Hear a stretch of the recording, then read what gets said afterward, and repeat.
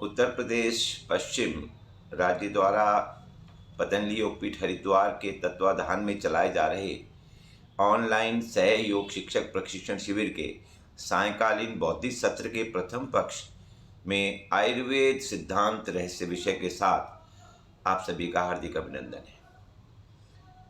विषय में प्रवेश से पूर्व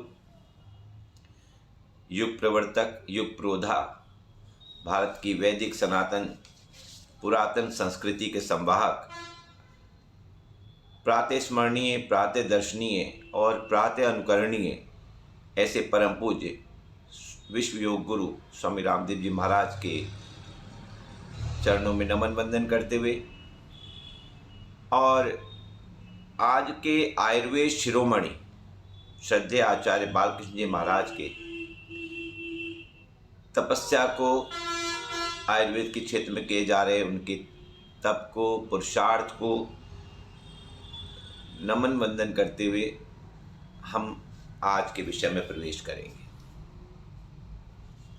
अब तक हमने आयुर्वेद से संबंधित आयुर्वेद का परिचय क्या है, आयुर्वेद का विषय क्षेत्र क्या है, आयुर्वेद का विस्तार कहाँ तक है, आयुर्वेद की विशेषताएं क्या हैं, ये अष्टांग आयुर्वेद क्या है, आयुर्वेद में त्रिदोष सिद्धांत क्या है, पंच महाभूत क्या है, पंच महाभूत का त्रिदोष सिद्धांत का आपस में संबंध क्या है, आयुर्वेद में के स्वस्थ रहने के जो त्रय स्तंभ हैं, आहार निद्रा ब्रह्मचर्य, उनके बारे में जाना, हमारा स्वस्थ व्रत दिनचर्या रात्रिचर्या किस प्रकार की हो, हमारी ऋतुचर्या किस प्रकार की हो, ये हमने जाना।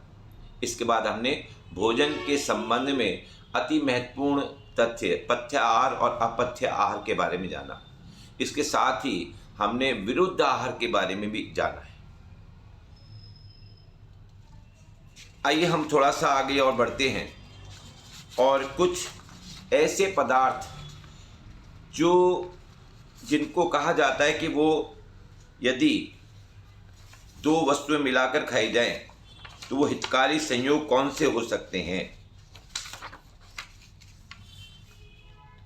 तो आप उसमें लिख सकते हैं, नोट कर सकते हैं।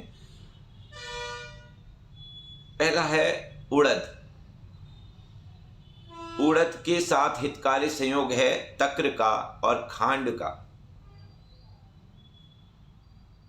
दूसरा आता है चना।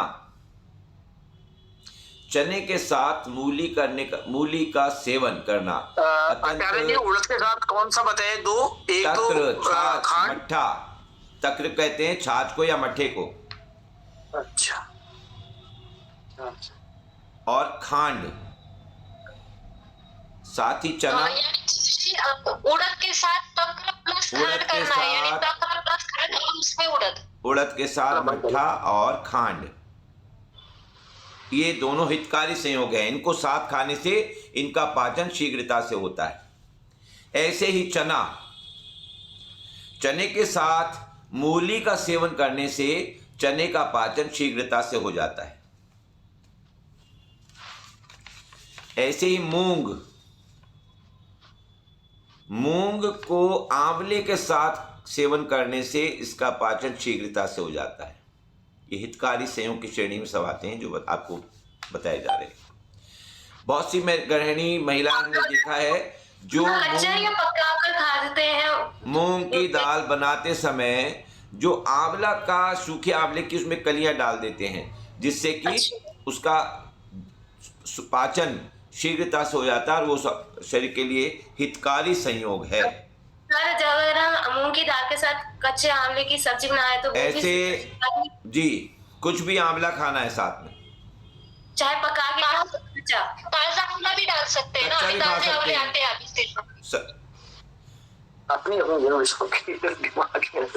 चौथा अरहर के साथ कांजी का सेवन। कांजी आपने देखा है कि चुकंदर की, गाजर की और कई जगह हमने दही बड़े की भी देखी है, जो खट्टा पानी तैयार किया जाता है, पानी वाला अचार जिसको बोलते हैं, कई बार पंजाब में इसको कांजी बोला जाता है। तो कांजी का सेवन अरहर की साथ सेवन करने से हितकारी संयोग माना गया है। ऐसे ही गेहूं के सुगमता से पाचन के लिए ककड़ी का यदि सेवन करते हैं तो गेहूं का पाचन आसानी से हो जाता है। ऐसे ही मक्का। आचार्य जी सुनाई नहीं दिया, किसी का माइक ऑन है ना, तो आपने गेहूं के साथ क्या बोला वो सुनाई नहीं दिया। आप लोग बीच में बोलेंगे, मैं बिल्कुल रिपीट नहीं करूंगा, आप लोग अपने माइक बंद करिए सभी लोग। मक्का, मक्का के साथ अजवाइन। आप लोगों को बाद में इसकी वीडियो मिल जाएगी, दोबारा उसमें सुन करके नोट कर लीजिएगा, बीच में जिस करने से बहुत सारा विषय छूट जाने वाला है। मक्का के साथ अजवाइन का सेवन करने से, यदि मक्का की रोटी बना रहे हैं उसमें अजवाइन मिला देंगे तो हमने देखा कि उसका पाचन आसानी से हो जाएगा। ये उसका हितकारी संयोग है। ऐसे खिचड़ी यदि आप खा रहे हैं तो खिचड़ी में सेंधा नमक के साथ यदि खिचड़ी का पकाया गया है तो उसका पाचन आसानी से हो जाता है। यह हितकारी संयोग है, खिचड़ी और सेंधा नमक। ऐसे ही पिष्ठान, आटे से बने हुए पदार्थ या बड़े आदि, इनको शीतल जल या नीम की जड़ के साथ प्रयुक्त करके यदि प्रयोग किया जाता है तो ये हितकारी संयोग माना गया है, इनका आसानी से पाचन हो जाता है। ऐसे ही दूध, दूध के लिए मूंग की दाल का यूष अर्थात सूप, सूप को संस्कृत में यूष कहा गया है। तो मूंग की दाल का यूष यदि दूध के साथ लिया जाएगा तो, या साथ नहीं उसके उपरांत, तो उसका पाचन आसानी से दूध का हो जाएगा। ऐसे ही घी, यदि हमने अधिक मात्रा में खा भी लिया है तो घी के साथ यदि हमने नींबू का सेवन किया है तो फिर घी का पाचन भी आसानी से हो जाने वाला है। आम, आम को अधिक मात्रा में खा लेने से या आम के खा लेने के बाद अगर बाद में दूध पी लिया जाता है तो आम का पाचन सुगमता से हो जाता है। आम खट्टा नहीं होना चाहिए, मीठा होना चाहिए। खट्टा पदार्थ कोई भी आम दूध के साथ में, कल मैंने आपको नोट कराया था, नहीं लेना है। ऐसे ही केला, केले के अति सेवन या केले के साथ अगर हम इलायची का सेवन करते हैं तो फिर केले का पाचन आसानी से हो जाता है। यह इसका हितकारी संयोग है। ऐसे ही नारंगी को यदि गुड़ के साथ सेवन करते हैं तो ये इनका पाचन सुगमता से हो जाता है। ऐसे ही नींबू को पचाने के लिए यदि साथ में नमक का सेवन करते हैं तो नींबू का पाचन आसानी से हो जाता है। ऐसे ही द्राक्ष, अंगूर अथवा किशमिश जिसको बोलते हैं, छुआरे वगैरह, अखरोट है, पिस्ता बादाम है, सूखे मेवे जो हो गए, इनको लौंग के साथ सेवन करने से इनका पाचन आसानी से हो जाता है। आलू, आलू का सेवन यदि काली मिर्च के साथ किया जाए और घी पर्याप्त मात्रा में लिया जाए, तेल या घी, तो आलू का पाचन आसानी से हो जाता है। ऐसे ही जिमीकंद, जिसको सूरण भी कहा गया है, सूरण, इसको यदि गुड़ के साथ सेवन करते हैं तो जिमीकंद का पाचन भी आसानी से हो जाता है।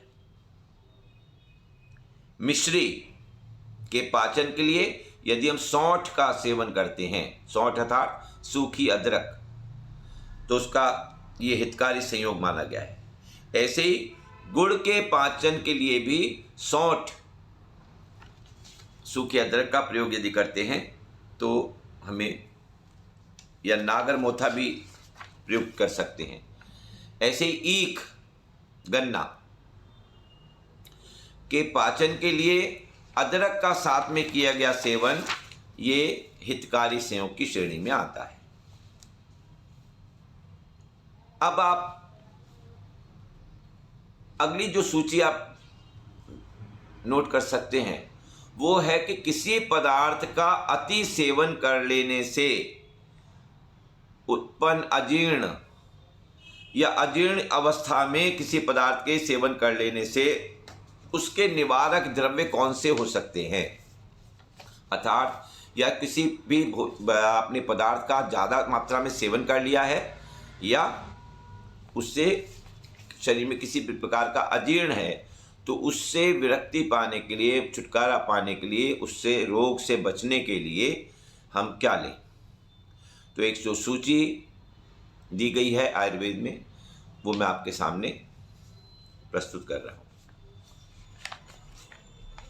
जो मांसाहारी लोग हैं, जो अंडे वगैरह खाते हैं, उनके लिए है कि जिसने अंडा ज़्यादा मात्रा में खा लिए हैं तो उनके लिए जो अजवाइन है,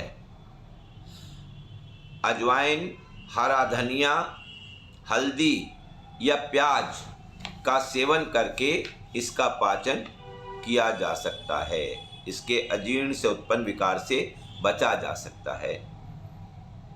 ऐसे ही मछली या मांस के अति सेवन से उत्पन्न अजीर्ण को दूर करने के लिए हम नारियल, चूना तथा नींबू का यदि प्रयोग करते हैं तो इसके अजीर्ण से मुक्ति मिल सकती है। ऐसे ही लाल मांस, तीनों चीज या कोई सी एक? कोई भी कोई एक, सी नारियल या चूना या नींबू, इनका प्रयोग करके। ऐसे ही लाल मांस, रेड मीट जो खाया जाता है, तो रेड मीट के लिए लाल मिर्च या लौंग का यदि प्रयोग किया जाता है तो इनका भी पाचन हो सकता है, हो जाता है। इससे अजीर्ण से बचा जा सकता है। चौथा है खट्टी मलाई। खट्टी मलाई को पचाने के लिए, खट्टी मलाई वैसे तो खाने के लिए मना करते हैं, लेकिन यदि आपने खा ली है, अधिक मात्रा में खा ली है, तो फिर धनिया या इलायची के सेवन से इससे उत्पन्न अजीर्ण से बचा जा सकता है और इसका पाचन किया जा सकता है। ऐसे ही दही जिसको बोलते हैं, संस्कृत में दधी, सामान्य हिंदी में इसको दही बोलते हैं। तो दही के लिए है, दही के साथ में जीरा या अदरक का प्रयोग करने से इसका पाचन सुगमता से हो जाता है। ऐसे ही पनीर के पाचन के लिए लाल मिर्च या काली मिर्च का यदि प्रयोग किया जाता है तो इसका पाचन आसानी से हो जाता है। कुल्फी, ठंडी जो दूध की गाढ़ी करके जमा देते हैं, तो कुल्फी के पाचन के लिए जो बड़ी इलायची है या लौंग का प्रयोग करके इसका पाचन किया जा सकता है। ऐसे ही जौ के लिए राई, हल्दी या जीरा, इनका प्रयोग करके इसके अति सेवन से छुटकारा पाया जा सकता है, अजीर्णता से। गेहूं को पचाने के लिए, जैसे हितकारी से वो बताया था ककड़ी, यदि फिर भी हमने ककड़ी नहीं है और गेहूं ज़्यादा खा लिया है, अति सेवन कर लिया है, तो फिर अदरक का सेवन से करके इससे छुटकारा पाया जा सकता है, गेहूं द्वारा उत्पन्न अजीर्णता से। ऐसे ही चावल के अति सेवन से उत्पन्न अजीर्ण को दूर करने के लिए लौंग या काली मिर्च का प्रयोग कर इसके पाचन को किया जा सकता है। सब्जियां, फली वाली सब्जियां, इनको पचाने के लिए लहसुन, लौंग, काली मिर्च और लाल मिर्च का प्रयोग करके इससे होने वाले अजीर्ण से छुटकारा पाया जा सकता है। ऐसे ही बंद गोभी के पाचन के लिए यदि सूरजमुखी के तेल में हल्दी वह सरसों के बीज, जिसको क्या राई और क्या सरसों, सूखी सरसों बोलते कुछ क्या, तो इसका प्रयोग करने से बंद गोभी का पाचन आसानी से होता है। ऐसे ही लहसुन के अति सेवन से उत्पन्न अजीर्ण से बचने के लिए हम नारियल का चूरा या नींबू का प्रयोग करके इसके अजीर्ण से बच सकते हैं। सलाद, किसी भी प्रकार के सलाद को जो हम कच्चा खाते हैं, इसको पचाने के लिए जिसका हम सेवन किया, जैतून का तेल यदि नींबू का साथ इनका प्रयोग किया जाए सलाद को, तो इसका पाचन आसानी से हो जाता है। आपने देखा होगा बहुत सी बहनें जब महिलाएं बनाती हैं तो सलाद में पहले से ही जैतून का तेल मिला दिया जाता है। तो हम सोचते थे कि तेल क्यों मिलाया जा रहा है, लेकिन अब पता लगा कि आयुर्वेद में इसके बारे में बताया गया है कि इसके जैतून के तेल से और नींबू के रस से इसका पाचन सलाद का आसानी से किया जा सकता है। ऐसे ही प्याज के अति सेवन से बचने, उसके पाचन के लिए, अजीर्ण से बचने के लिए हम यदि प्याज को नमक, नींबू, सरसों के बीज आदि के साथ यदि प्रयोग करते हैं तो इसका पाचन आसानी से हो जाता है। ऐसे ही आलू, मैंने बताया था अभी हितकारी संयोग में भी कि घी के साथ काली मिर्च का प्रयोग करके आलू को जो वात कारक है उससे उसके इस गुण को दबा करके उसको सुगम पाचन के लिए बनाया जा सकता है। ऐसे ही टमाटर, ये कफ कारक है, तो इसका नींबू या जीरे के साथ यदि हम प्रयोग करते हैं तो इसकी अजीर्णता से बचा जा सकता है। शरीफा, जिसे बटर फ्रूट कहते हैं, मक्खन फल, ये इसके पाचन के लिए भी हल्दी, नींबू, लहसुन या काली मिर्च का प्रयोग करके इसका पाचन सुगमता से किया जा सकता है। ऐसे ही जितने भी सूखे मेवे हैं, इनको ठीक से पचाने के लिए कभी कभी शरीर में गर्मी कर देते हैं और या कुछ और इसका साइड इफेक्ट हो जाता है, तो जितने भी प्रकार के सूखे मेवे हैं, इनको यदि पानी में भिगोकर फिर सेवन किया जाता है तो ये आसानी से पच जाते हैं। नहीं तो ये रुक्षता कारक हैं, वात कारक है सूखे मेवे। ऐसी स्थिति में इनके ये दोनों गुण अवगुण जो है दब जाते हैं। आम जो अतिसार कारक है, सर अक्सर अखरोट खाने पर ना मुंह में छाले हो जाते हैं, क्योंकि मैं भिगोकर नहीं खाती। इसीलिए अखरोट ही नहीं, कई बार अंजीर का भी होता है, बादाम से हो जाते हैं। तो ये जितने भी सूखे मेवे हैं इनको भिगोकर खाने के लिए कहा गया है। ऐसे ही मूंगफली के लिए भी कहा गया है कि ये भी जल में रात में भिगो करके सेवन करें या इसको गर्म करके सेवन करें, फिर उबाल के हल्का से उबाल लें, तब ये मूंगफली के दानों का भी सेवन पाचन आसानी से हो जाता है। ऐसे ही मूंगफली का एक मक्खन आता है ना, पीनट बटर बोलते हैं उसको, तो ये वो काफ़ी भारी होता है, पित्त कारक भी है और ज़्यादा सेवन से कई बार सिर में भारीपन, सिर में हो जाता है, सिर में दर्द हो जाता है। तो उसको पचाने के लिए अदरक या भुने हुए जीरे का चूर्ण लगा करके उसका सेवन करते हैं। बहुत से लोग उसको सैंडविच में लगा कर खाया करते हैं। तो उसके जीरा या अदरक का चूर्ण, सौंठ जिसको बोलते हैं, इसके मिलाकर खाने से उसका पाचन भी आसानी से हो जाता है। अब विभिन्न प्रकार की मदिरा, शराब, यदि अधिक मात्रा में सेवन कर लिया गया है तो इसके अति सेवन से उत्पन्न स्थिति से बचने के लिए हम क्या करेंगे, आधा चम्मच जीरा चबाएंगे या 1-2 इलायची के बीज चबाने के लिए देंगे, जिससे उसका जो असर है या कहना चाहिए उससे होने वाले जो अजीर्ण है वो उससे छुटकारा मिल सकता है। कई बार उबकाई आती हैं, उल्टियाँ बहुत आती हैं, तो इसको करने से उससे रोका जा सकता है।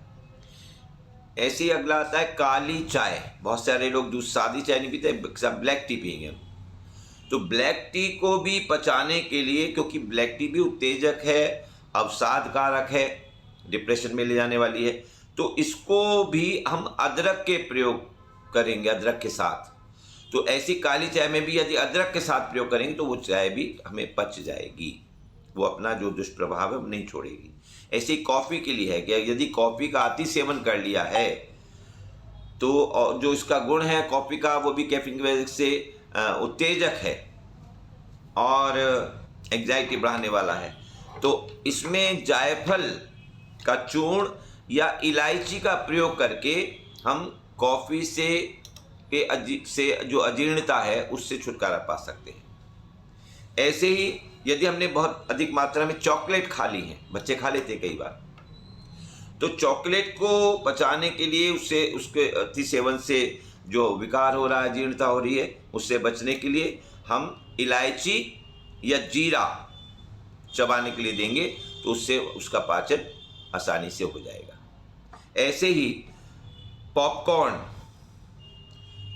जो बहुत रूखे माने गए हैं, वात कारक हैं, वात को बढ़ाने वाले हैं और रुक्षता के रूखेपन के शरीर में बढ़ाने वाले हैं। तो वात की बढ़ने से और शुष्कता बढ़ने से हमारे जोड़ में दर्द हो सकता है। तो इसको यदि पॉपकॉर्न अच्छी भली प्रकार से घी के साथ सेवन किया जा रहा है, यानी घी में उसको अच्छे से भुना गया है, कई बार आपने देखा मक्खन वगैरह थोड़ा सा डाल देते हैं, लेकिन पर्याप्त मात्रा में मक्खन डाल कर उसको यदि भुना गया है तो फिर आपको पॉपकॉर्न वो पच जाएंगे आसानी से। जनरली पॉपकॉर्न के साथ सॉफ्ट ड्रिंक्स यूज की जाती, तो सही है कि गलत? क्या चीज? लिम्का, कोको कोला, इस तरह की सॉफ्ट ड्रिंक्स हम पॉपकॉर्न के साथ देते हैं। लिम्का, कोको कोला तो किसी भी चीज के साथ ठीक नहीं है, क्योंकि कार्बोनाइज्ड वाटर है। कार्बोनाइज पहले से इसमें कार्बन डाइऑक्साइड मिलाई गई है और बड़ी मात्रा में उसमें शक्कर मिलाई गई है, चीनी मिला रखी है, तो वो तो शरीर के लिए वैसे ही नुकसान करने वाली है। तो इसलिए उसका तो सेवन किसी भी भोजन के साथ नहीं करना है। और अगला जो लास्ट में है, या देख रहा हूँ, ये तंबाकू। जो लोग तंबाकू का सेवन ज़्यादा करते हैं, तो ये चूँकि तंबाकू का जो सेवन है ये भी शरीर में पित्त प्रकोपक है, पित्त को बढ़ाने वाला है तथा वात कारक है। और तो इसको यदि हम ब्राह्मी, बचामूल या अजवाइन का सेवन करते हैं तो हम इससे पाचन करके आसानी से इससे बच सकते हैं। तो ये थे हमारे कुछ ऐसे विभिन्न संयोग जिनको लेकर के, जिनके साथ हम भोजन का तालमेल बिठा करके अपने शरीर को, अपने भोजन को पचा सकते हैं और स्वस्थ रख सकते हैं। क्या ब्राह्मी, बचामूल?